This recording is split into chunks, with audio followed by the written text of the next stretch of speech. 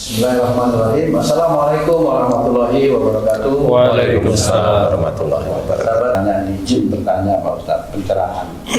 Boleh nggak sih sebenarnya kita itu dalam bekerja itu minta sama Allah, ya Allah, berikan aku harta yang banyak supaya aku ini hidup tidak menderita terus, punya mobil, punya ini. Boleh nggak sih sebenarnya Pak Ustadz seperti itu? Mohon maaf karena saya sering berdoa gitu kok belum dikabulkan.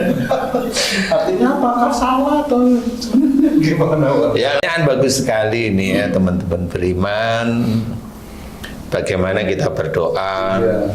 Itu memang sebagian dari para ulama itu menceritakan boleh dan wajib kita berdoa, karena dengan berdoa itu kita seperti orang yang seperti makhluk istilahnya dari Khalik ya. Jadi Allah yang Maha Pencipta, kita makhluk. Jadi Allah yang Maha Pemberi, kita memohon itu boleh-boleh saja. Kalau doanya itu seperti tadi ya secara manusiawi, kalau saya sih ya boleh-boleh aja. Tetapi mbok yo gitu ya, mbok yo ditutup itu minta harta yang banyak, minta ini itu untuk meningkatkan keimanan, tauhid kepada Allah Ta'ala. Cuma memang kalau secara resminya kalau orang minta kekayaan itu biasanya imannya itu ya mohon maaf ya biasanya ya agak kurang, karena siapapun orang, apalagi umpamanya orang tersebut itu tahu tentang agama, itu selalu diarahkan oleh Allah Ta'ala dan juga diarahkan oleh Rasul, diarahkan oleh Allah Ta'ala itu dalam Quran, oleh Rasul dalam sunnah-sunnah Rasulullah Muhammad SAW. Itu orang itu yang senantiasa dicari itu akhirat. Dunia itu kan hanya tambahan seperti baju. Baju itu nanti ada yang baju yang biasa, kaos, baju yang keren, kaos yang keren sama jas. Pada saat dia itu dulu punya harta, lupa dulu nyarinya juga kacau. Kan nggak sadar dulu. Orang itu kalau bercerita itu kan saat ini. Padahal cerita dari Quran itu menceritakan tentang kehidupan Rasulullah Muhammad SAW. Sehingga diturunkan ayat demi ayat itu untuk menyelesaikan masalah-masalah yang pada saat itu ada. Betul nggak sih? Betul nggak? Sebabun nuzulnya. Iya, sebabun nuzulnya seperti itu. Nah, berarti sebenarnya untuk mencapai sesuatu yang baik pasti ada urutan sejak dulunya. Nggak bisa sekarang terus kok hartaku habis, dia lupa dulu nyarinya bagaimana. Dia lupa dia nyarinya dengan kesombongan. Ya, artis-artis itu kan biasanya mohon maaf nih, karena saya juga ada di TV, jadi biasanya ada kesombongan yang muncul. Aku sudah muncul di TV, aku sudah muncul di sinetron ini, ada bangga, ada ujub. Ya memang dia diberikan oleh Allah Ta'ala. Setelah dia hijrah, di situ istilahnya dikasih ujian oleh Allah Ta'ala. Nah, kuat nggak beliau itu mendapatkan ujian seperti itu? Wallahu a'lam, nggak ngerti. Kalau itu menjadikan dia itu kembali lagi menuju agama lamanya, ya monggo. Kalau saya sih nggak ada persoalannya seperti itu. Atau dia itu mempertahankan imannya, ya alhamdulillah. Atau dia mencoba mempertahankan imannya yang sudah hijrah itu tadi, ya monggo, alhamdulillah. Mudah-mudahan diberi jalan oleh Allah Ta'ala untuk menuju yang kamu inginkan dan tetap untuk takwa pada Allah Ta'ala. Nah, di titik-titik seseorang itu hijrah, itu kan ada ujian lagi, yaitu ujian tentang hijrahnya dia.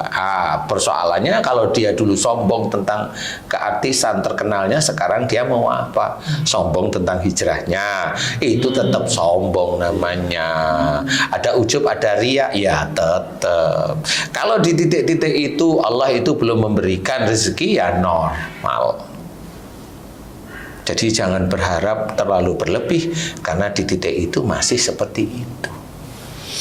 Nah, orang tidak tidak memahami kehidupan seperti hijrah itu hanya kayak seperti orang melangkah itu kanan kiri seperti itu. Oh enggak, Allah itu melihat ke belakangnya, melihat pada saat dia itu apa yang dia kerjakan itu dilihat oleh Allah Ta'ala terus menerus. Apa gunanya para malaikat yang senantiasa menjaga kita? Ya itulah gunanya mencatat. Apa yang dicatat? Banyak sekali orang menceritakan Allah itu mencatat takdir untuk sehari ini, takdir untuk minggu besok, takdir untuk bulan besok, takdir untuk tahun besok. Itu ya dilihat saat ini dan kemarin. Itu Allah mau mentakdirkan seseorang. Mau ditakdirkan dia itu rezekinya biasa, atau ditambah, atau dikurangi, atau dihabiskan, itu hanya Allah Ta'ala. Allah yang maha tahu. Saya baru menerangkan yang saya ketahui menurut penelitian saya. Penelitian itu pun atas izin Allah pasti. Nah, seseorang yang berdoa seperti itu boleh-boleh aja. Tetapi biasanya kalau doa seperti itu memang tidak pantas lah bagi seorang yang imannya cukup lumayan kok doanya seperti itu. Dan juga cara mencari rizkinya juga macam-macam. Orang bekerja itu kan banyak, ada pekerjaan yang normal sebagai ASN. ASN itu apa sih? Aparatur sipil negara. Kalau dulu pegawai negeri itu ya. Oke, ya aparatur sipil negara. Itu kan ada. Kalau dilihat dari begitu kan ya pasti susah sekali. Terbatas lah. Apa maksudnya kamu? Hartanya. Sudah ditakar. Ya sesuai gaji kan. Sesuai gaji kan terbatas. Makanya kalau dia itu punya rumah bagus, ini itu kan bisa dilirik KPK. Kan seperti itu ya, normal aja, itu normal. Namanya hidup di dunia ya begitu, normal aja. Kalau ketangkep ya normal aja ketangkep ya.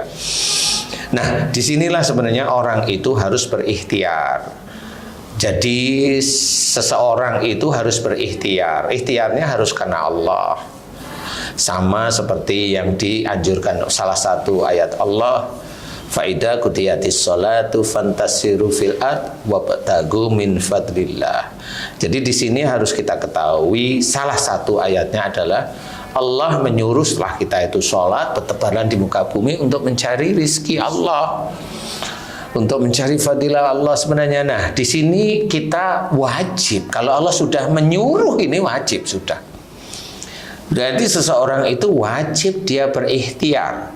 Nah, kalau dia berikhtiarnya hanya cuma tanggung jawabnya dia memberi makan istri dan anaknya, boleh. Tetapi setelah dia ngasih uang pada istrinya, dia sering marah-marah sama istrinya, sering memaki-maki sama istrinya. Nah, dia hanya bertanggung jawab dan melampiaskan nafsunya karena tahu istrinya dia kasih untuk mengelola uangnya. Nah, itu juga tidak boleh juga.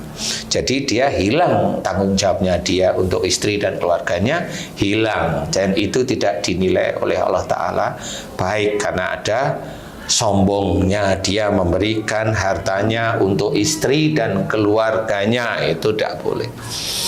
Nah, inilah yang harus kita ketahui. Nah, ini yang seperti umpamanya kayak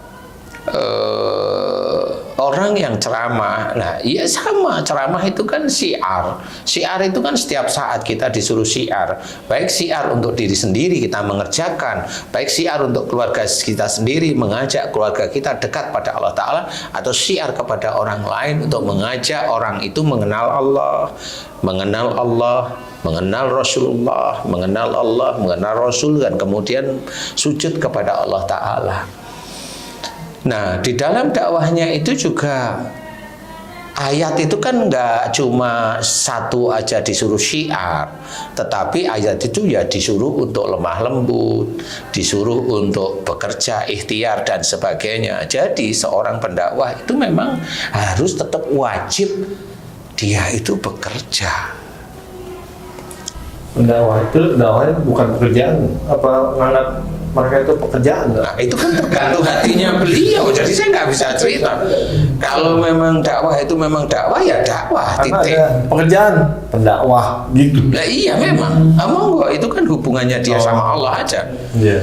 Kalau saya ya memang dakwah ya dakwah. Memang mengajak orang kembali ke jalan Allah Ta'ala. Persoalan kayak mamanya saya dakwah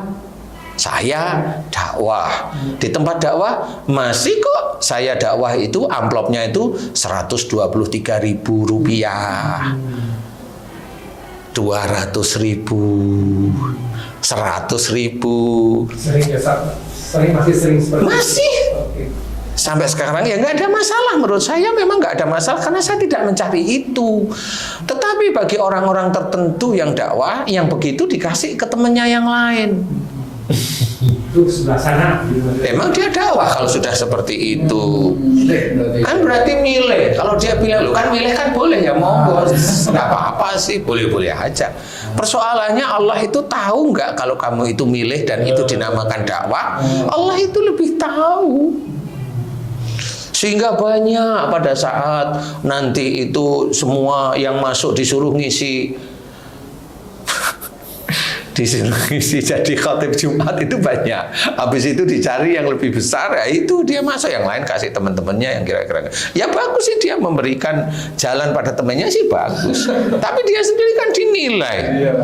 Masing-masing ada titik-titik Iya, penilaian. ada penilaian di hadapan Allah Ta'ala. Kalau memang dia itu mau dinilai oleh Allah Ta'ala bagus, pada saat itu ada orang yang meminta untuk mengisi khotib kayak atau pengajian kayak, terima aja langsung. Tidak melihat itu isinya mau berapa. Nah, kebanyakan rata-rata seperti itu dia memilih. Nah, itu berarti dakwahnya itu untuk bekerja. Itu untuk juga dunia. Kalau itu mau dilibatkan, oh itu lillahi ta'ala, monggo, enggak apa-apa kalau saya gitu. Enggak ada masalah sih. Tapi cuma saya ingatkan, hati-hati. Allah itu sangat maha tahu. Dakwah lillahi ta'ala itu ya harus diketahui. Mohon Ya. maaf Pak Ustadz, kalau ada orang yang juga dia dapat harta banyak dari YouTube misalnya, namanya itu ya YouTuber lah, gitu. Orang bilang banyak hartanya itu. YouTube-nya itu isinya tentang apa tuh Pak?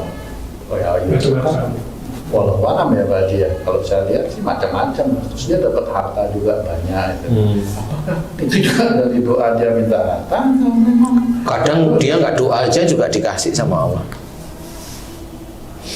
Kadang dia nggak doa dikasih sama Allah. Lah wong dia itu umpamanya konten YouTube-nya itu ngeprank, dia beli mobil mewah, ngeprank mobilnya temennya dibeli yang harganya puluhan miliar, ngeprank ini itu ngeprank itu kan sebenarnya yang nonton tuh dibodoh-bodohin aja. Wong itu aja tetap masih aja dikasih rizki oleh Allah Ta'ala. Gitu. Jadi kalau kamu mau ngeprank, mau beli mobil mewah, sana ngeprank aja. Ngeprank Pak Anggora di prank aja. jadi yang benernya supaya Allah ridho itu yang gimana? Cara berdoanya. Dan harta itu gimana itu? Iya. Ya termasuk ngeprank hidupnya susah itu kan bisa aja ngeprank hidupnya susah. Padahal sebaliknya. Iya belum tentu ya memang susah tapi dia masukin aja ke YouTube kan gitu.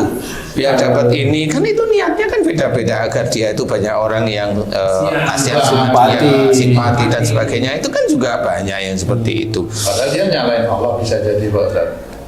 Maksudnya? Nah, dia kan merasa dirinya ngeprank susah itu kan berarti dia protes sama Allah sebenarnya nggak seperti itu. Oh, belum tentu sih. Belum tentu ya. Tapi dia mau mencoba mencari hati orang-orang yang Iba. ya mencari iba orang lain agar ya itu banyak yang seperti itu banyak. Kemudian ya ingin macam-macam lah itu. Jadi itu pun tetap Allah Ta'ala itu memberi aja rezeki. Karena apa? Rezeki itu yang dari YouTube itu kan sebenarnya mirip seperti ASN. Kalau ASN itu gajinya tetap, paling bonusnya ya begitulah ya, ada ya rapat, makan, pergi, apa itu kan ada ya. Karena saya nggak ASN jadi nggak terlalu tahu ya. Yang agak tahu itu kayaknya yang ada di wilayah dia itu di pilihan wilayahnya dia, nah itu dapat itu apa namanya itu ya? Oh itu Apa itu? anggota itu. Anggota ya? Nggak tahu saya. Itu jumlahnya berapa? Itu ada yang ngomong masalahnya anggotanya gitu. Nah itu karena dia juga nggak tahu selebar apa enggaknya, kan nggak tahu juga. Karena dia terbiasa begitu gitu loh. Di IG-nya dia tampilin seperti ini, di YouTube-nya dia tampilin seperti ini. Sehari-hari dia kehidupannya seperti itu. Jadi begitu dia anggap itu biasa. Nah, kalau kita ingin takwa kepada Allah Ta'ala kan nggak boleh seperti itu. Makanya yang tidak boleh itu harus melihat kalau umpamanya kita mencari rizki dari menampilkan ujub, riya, bahkan sombong bahwa ini di rumah saya ada CCTV-nya. Kenapa saya bilang ada CCTV-nya? Saya nggak perlu ngomong di rumah itu ada CCTV atau tidak. Karena orang yang biasanya ada CCTV-nya itu kan rumahnya kan bagus ya. Ya, takut hartanya dicuri kali. Bisa jadi itu Pak Ustaz. Bisa jadi ya. Ya. Atau pengen lihat aktivitas apa di rumah itu. Karena dia takut ya. Takut dicuri hartanya. Kira-kira kan? Iya. Iya. Seperti itu. Kalau dia ingin pengamanan ya Pengamanan maksudnya. ya kan benar jawabannya Iya. takut hartanya Karena dicuri takut. gitu ya. Walaupun itu CCTV itu membantu teman-teman polisi ya, tapi ya ada hal seperti itu sehingga itu diperlihatkan selalu. Nih rumah, nih mobilnya. Dia perlihatkan di channelnya dia sendiri. Dia perlihatkan di channelnya dia sendiri untuk menjadikan orang itu tertarik dengan orang seperti itu. Sehingga itu bisa menjadi gambaran orang lain. Dan itu banyak berseliweran di YouTube. YouTube saat ini itu berseliweran itu banyak sekali. Yang sebenarnya kalau dia seorang muslim itu sebenarnya janganlah kalau yang itu. Tapi ya gimana lagi, saya nggak bisa cerita.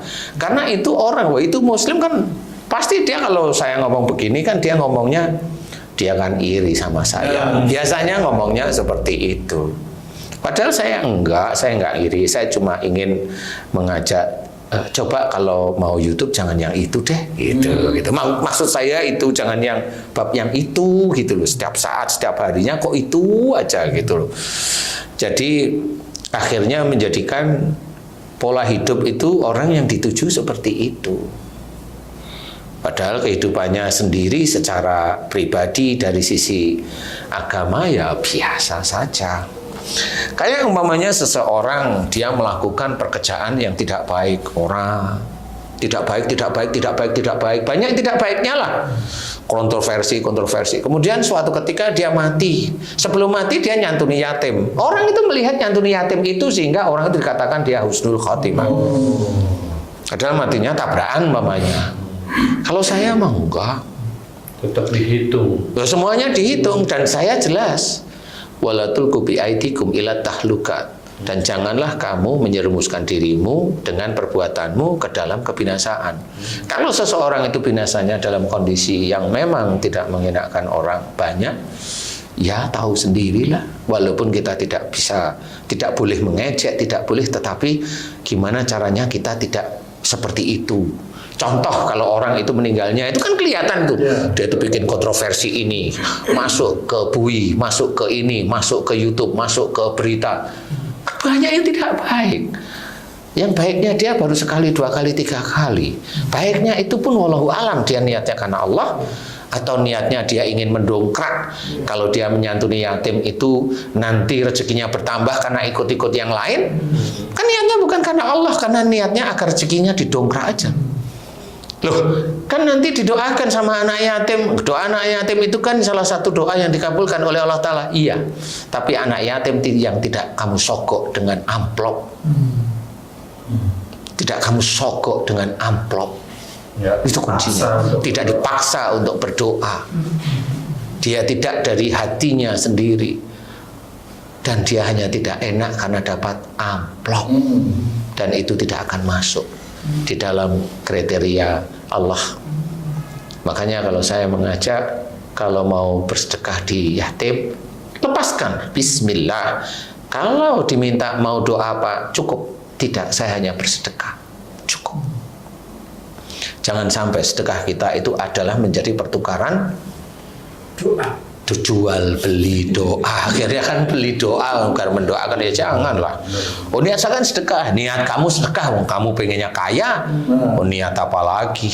Banyak yang mengajarkan seperti itu, mbok jangan. Allah itu sudah menyuruh sedekah itu niatnya satu lillahi ta'ala. Sehingga dalam melakukan pekerjaan juga harus paham. Harus paham, jangan yang kontennya begitu.